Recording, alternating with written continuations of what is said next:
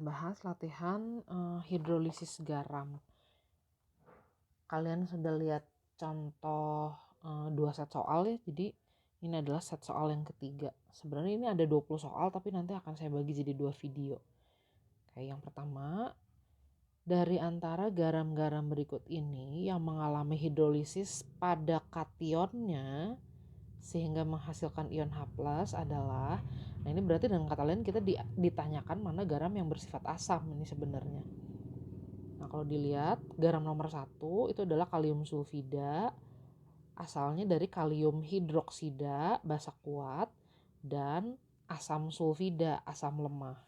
Jadi pasti yang mengalami hidrolisisnya itu adalah ion sulfidanya atau anionnya. Nah ini bukan yang ditanyakannya, karena yang ditanyakan kan hidrolisis yang terjadi pada kation. Kalau hidrolisis terjadi pada anion, nanti yang dihasilkannya bukan ion H+, yang dihasilkannya ion OH- atau garamnya bersifat basa. Mengikuti sifat basanya di sini ya, sifat basanya lebih kuat. Nah, yang kedua, ini adalah garam natrium asetat, asalnya dari natrium hidroksida basa kuat dengan ion asetat. Ion asetat ini asalnya dari asam asetat atau asam lemah nih. Nanti yang mengalami hidrolisis juga sama, di sini adalah anionnya, ion asetatnya.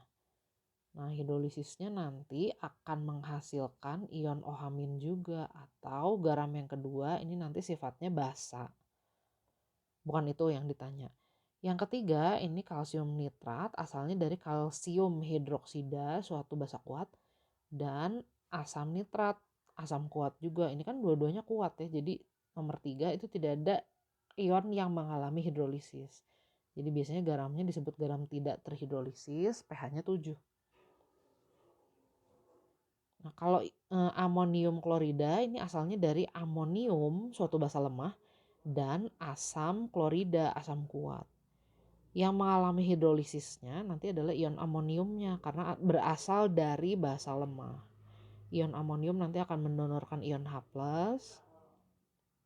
Nah, H+-nya nanti akan berikatan dengan air dan membentuk ion hidronium atau ion H+ ya praktisnya. Itu kan ion H+ yang kelebihan dan terikat ke air. Jadi yang akan mengalami hidrolisis dengan pola yang ditanyakan itu hanya garam yang keempat saja. Nomor 2, dari antara larutan-larutan berikut ini, larutan garam yang membirukan lakmus merah adalah, berarti kita ditanya mana garam yang bersifat basa. Berarti asalnya harus dari basa kuat dan asam lemah. Ini kalau kita lihat garam yang pertama barium asetat, asalnya dari barium hidroksida basa kuat dan asam lemah CH3COOH. Jadi benar. Garam ini akan bersifat basa atau membirukan lakmus merah.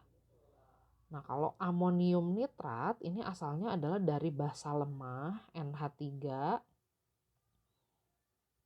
dan asam kuat, asam nitrat. Yang akan mengalami hidrolisisnya ion amonium. Nah, nanti sifat garamnya asam jadinya. NaF, natrium fluorida, ini asalnya dari natrium hidroksida dan asam fluorida. Basa kuat dan asam lemah. Jadi nanti sifat garamnya juga basa nih. Yang terhidrolisisnya ion F-. K2SO4 asalnya dari basa kuat kalium hidroksida dan asam kuat asam sulfat. Jadi garamnya tidak akan mengalami hidrolisis, pH-nya 7. Nah, garam yang membirukan lakmus jadinya nomor 1 dan nomor 3. Bisa dibuktikan juga dari reaksi hidrolisisnya. Di garam nomor 1 yang terhidrolisisnya ion asetat, di garam nomor 3 yang terhidrolisisnya ion fluorida. Nah, nanti jadi hasilnya seperti ini.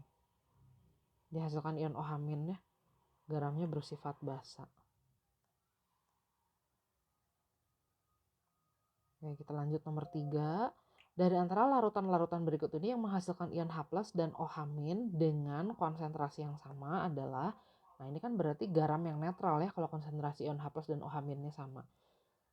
Garam nomor 1 dan garam nomor 3 ini asalnya dari basa kuat dan asam kuat.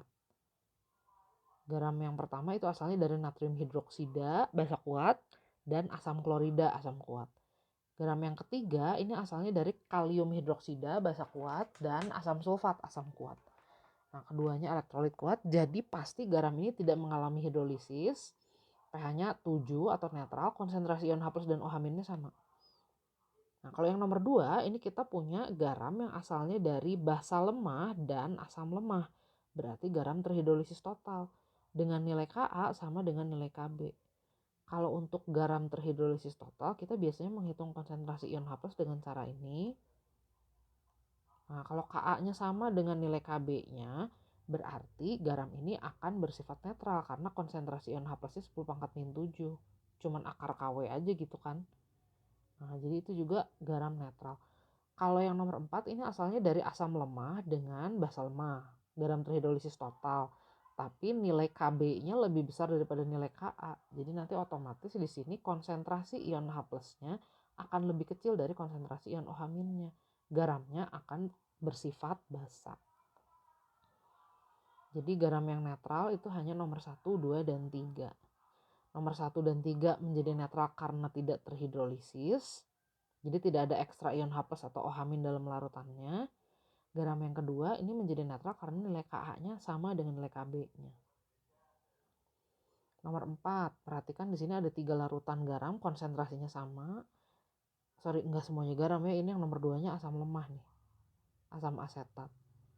Yang nomor 1 ini garam basa, asalnya dari kalium hidroksida dan asam asetat.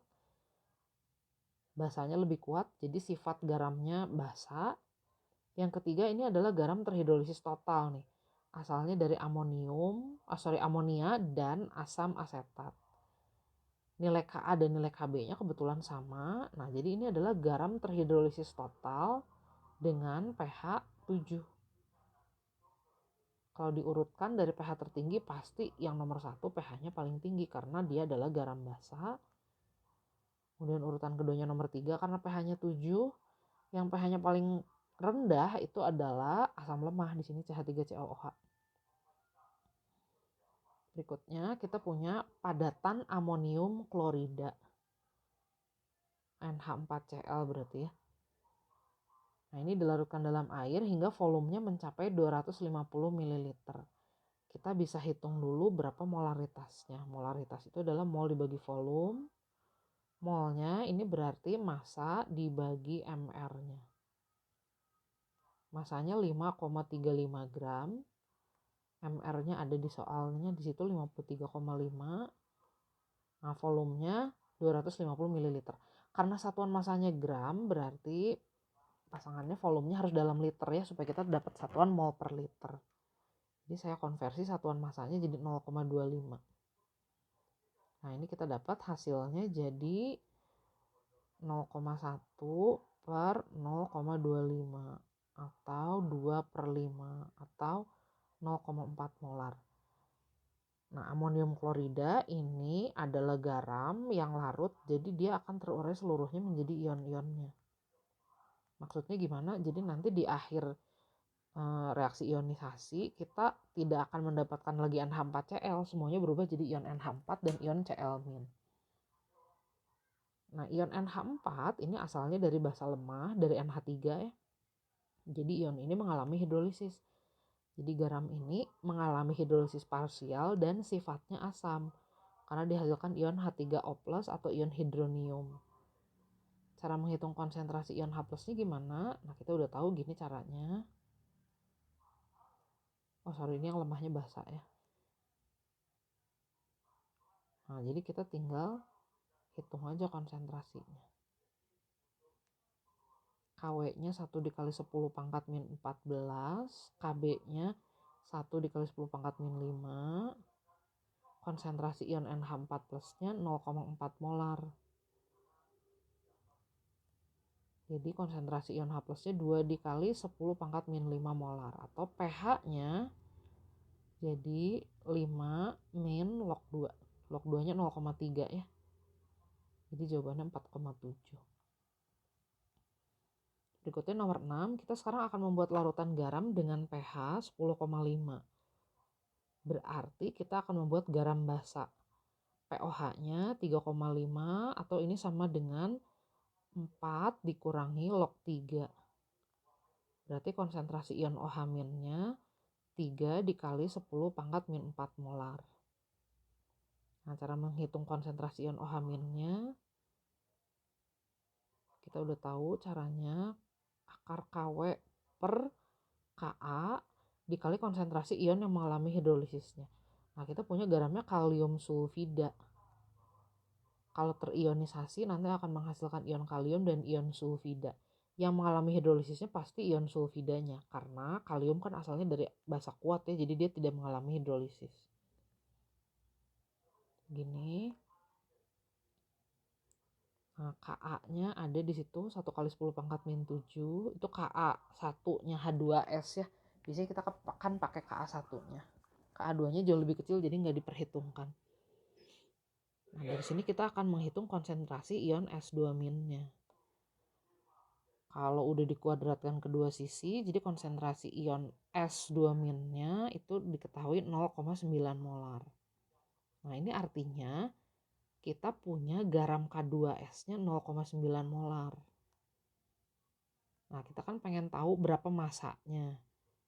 Kita hitung aja caranya seperti ini. Jumlah molnya, massa dibagi MR, MR-nya 110, volumenya 1 liter. Ini nggak saya ganti karena masanya nanti pengen dalam satuan gram. Jadi volumenya harus dalam liter. Oke, ini nomor 6. Nomor 7, di awal kita diberitahu pH larutan barium asetat. Barium asetat asalnya dari barium hidroksida, basa kuat, dan asam asetat, asam lemah. Jadi pasti garamnya bersifat basa. Benar kan ya, pH-nya di atas 7. Nah, kalau terurai nanti akan dihasilkan ion Ba dan ion asetat seperti ini. Kalau barium asetatnya 0,8 molar, berarti ion bariumnya 0,8 molar, ion asetatnya 1,6 molar. Nah, pH-nya 9 ditambah log 4. Berarti POH-nya adalah 5 min log 4. Berarti kita udah tahu konsentrasi ion OH- dari garam ini adalah 4 dikali 10 pangkat min 5. Cara menghitung konsentrasi ion OH- ini gimana? Oh, ini garam basa, jadi akar KW per Ka dikali konsentrasi ion yang terhidrolisisnya. Yang terhidrolisisnya pasti ion asetat, karena asalnya dari asam lemah. Ini KW-nya 10 pangkat min 14. Ka-nya akan kita cari dulu karena kita belum tahu. Konsentrasi ion CH3COO- 1,6. Kita cari Ka-nya, berarti Ka-nya jadi 1,6. Ini dikuadratkan aja kedua ruasnya. Nah, jadi saya dapat Ka-nya. Oh, sorry, ini pangkat min 10 ya, dikuadratkan. Jadi Ka-nya 1 dikali 10 pangkat min 5. Nah, ini akan kita gunakan untuk perhitungan berikutnya. 98 mg padatan barium asetat, MR 196, dilarutkan dalam air hingga volumenya mencapai 500 ml.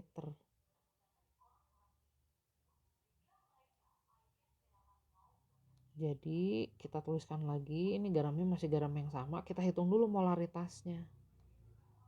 N per V ya, N-nya itu adalah massa dibagi MR kali volume. Ini kan masanya dalam satuan miligram, jadi volumenya biarkan aja dalam mililiter. Supaya kita dapat konsentrasi dalam satuan molar. Ini. Jadi 1 per 1000 ya. Atau 1 dikali 10 pangkat min 3 molar. Nah, berarti ion Ba-nya nanti 1 kali 10 pangkat min 3 molar. Ion CH3COO- 2 kali 10 pangkat min 3 molar. Sekarang kita hitung berapa pH-nya. Ini kan garamnya garam basa yang mengalami hidrolisisnya ion asetat. Akar KW per Ka. Ka-nya tadi udah dihitung 1 kali 10 pangkat min 5. Gini. Nah, jadi ion OH- konsentrasinya 10 pangkat min 6 akar 2. Berarti POH-nya jadi 6 min log akar 2, pH-nya berarti 8 ditambah log akar 2. Atau 8 ditambah setengah log 2. Log 2-nya 0,3. Jadi harusnya ini jawabannya 8,15 jawabannya. Kita lanjut nomor 8. Untuk membuat larutan kalsium asetat, kalsium Ca, asetat CH3COO main. Jadi begini kalsium asetat. Asalnya dari kalsium hidroksida dan asam asetat. Jadi nanti yang mengalami hidrolisisnya ion asetat. pH-nya 8 ditambah log 2. Berarti pOH-nya itu adalah 6- log 2. Berarti konsentrasi ion OH- adalah 2 dikali 10 pangkat min 6. Nah ini garam basa nih, karena basanya kuat, asamnya lemah ya pembentuknya. Jadi cara menghitung konsentrasi ion OH- seperti ini. Jadi 2 dikali 10 pangkat min 6 itu sama dengan KW-nya 10 pangkat min 14. Ka-nya ada di soal 1 kali 10 pangkat min 5. Dikalikan konsentrasi ion asetatnya. Jadi kita nanti bisa hitung konsentrasi ion asetatnya. Nah, konsentrasi ion asetatnya itu berarti jadi 4 dikali 10 pangkat min 12 dibagi 10 pangkat min 9. Ini jadi 4 kali 10 pangkat min 3 ya. Berarti konsentrasi garamnya hanya setengah kali konsentrasi ion asetat ya. 2 dikali 10 pangkat min 3 molar. Kita mau menghitung masanya. Molaritas itu adalah mol dibagi volume. Volumenya kita jadikan 500 ml. Nah berarti N-nya ini satuannya dalam milimol berarti ya, karena volumenya mililiter. 1 milimol. Nah massa garamnya berarti N dikali MR aja ya. 1 milimol dikali MR-nya 99. Jadi 99 miligram. Nomor 9, kita akan menghasilkan campuran dengan pH 5. Kita akan mendapatkannya dengan mencampurkan asam nitrat dengan amonia. Kalau dilihat di sini ini gabungan asam kuat dengan basa lemah. Nah, supaya kita dapat pH 5 logikanya, berarti ini kan harus keduanya habis. Kenapa? Karena kalau keduanya habis kita akan mendapatkan garam asam. Kenapa sih nggak mungkin kalau HNO3-nya sisa? Nah, kalau HNO3 sisa, asam kuat sisa, pasti pH-nya lebih rendah dari 5. Jadi asumsi kita keduanya harus habis ini. Nah, asam nitratnya 250 ml 0,2 molar berarti 50 milimol. Amonianya kita nggak tahu, anggap aja 0,2 x milimol, 0,2 molar x mililiter. Nah kan kita pengen dua-duanya habis. Sorry, ini harusnya minus 50. Jadi harusnya nanti di keadaan akhir asam dan basanya habis, kita cuma punya garam gitu. Nah kalau kita buktikan nanti garamnya 50 milimol, pH-nya pasti 5. Kita hitung dulu aja ya. Ini berarti kan 0,2 x dikurangi 50 itu harus sama dengan 0 dari sini. Nah kalau kita hitung x-nya jadi 50 per 0,2. Jadi 250 ml. Nah kalau kita hitung nih, volume total campuran ini kan jadi asamnya 250 ml, basanya juga 250 liter. Berarti 500 ml. Molaritas garam amonium nitratnya berarti 0,1 molar N per V ya. Nah amonium nitrat kan dia terurai jadi kation dan anion. Konsentrasinya sama karena kebetulan sama ya, jumlah ionnya 1 kation 1 anion. Nanti yang terhidrolisisnya ion NH4+-nya, garamnya jadi bersifat asam. Konsentrasi ion H+-nya KW dibagi KB, KB-nya 10 pangkat min 5, dikali konsentrasi ion NH4+, 0,1 molar. Nah ini kan kalau kita hitung memang 10 pangkat min 5 ya konsentrasi ion H+-nya. pH-nya benar 5 gitu. Terakhir untuk video ini nomor 10. Untuk menghasilkan larutan dengan pH 9 berarti larutan basa. pOH-nya berarti 5 ya. Maka ke dalam 500 ml asam asetat 0,1 molar harus ditambahkan kalium hidroksida X molar. Kalium hidroksida 250 ml X molar. Nah kita ditanya nilai X-nya. Ini juga sama, ini adalah reaksi antara basa kuat dan asam lemah. Kalau kita menginginkan pH akhirnya 9, berarti asumsinya ini asam sama basanya keduanya habis. Karena kalau misalnya yang sisanya asam, nanti itu akan jadi larutan penyangga, itu nanti belum kita pelajari. Kalau yang sisanya basa kuat, pH-nya nggak mungkin 9, pasti belasan pH-nya. Jadi kita juga berasumsi ini asam sama basanya dua-duanya habis. Kita hitung dulu ya. Asamnya 500 ml 0,1 molar berarti 50 milimol. Basanya 250 ml X molar. Jadi kita anggap aja 250 X milimol jumlahnya. Supaya keduanya habis berarti seperti ini.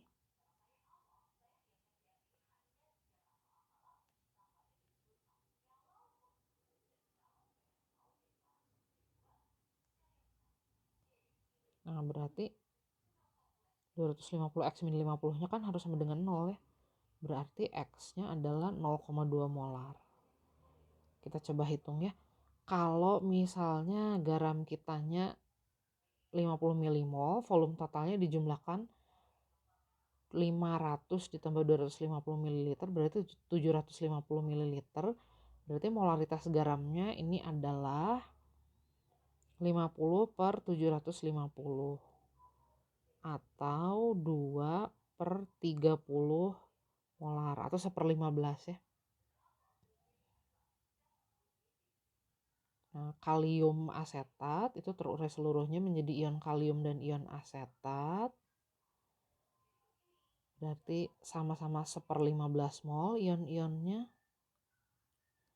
Kalau kita hitung konsentrasi ion OH-nya ini adalah garam basa ya. Akar KW per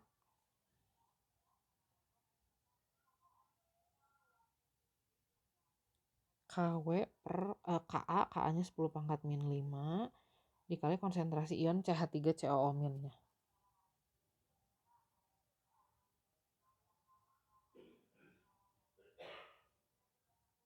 Bentar, ini tadi yang salah.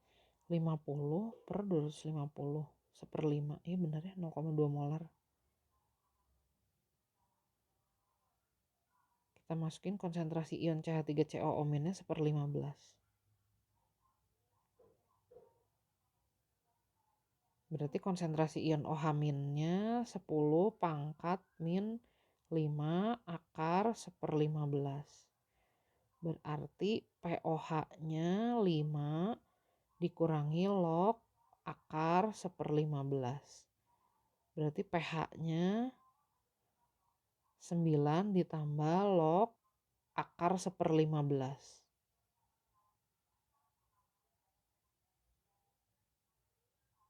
Ya kurang lebih 9 berarti pH-nya ya. Nah ini asumsinya asam sama basanya dua-duanya habis.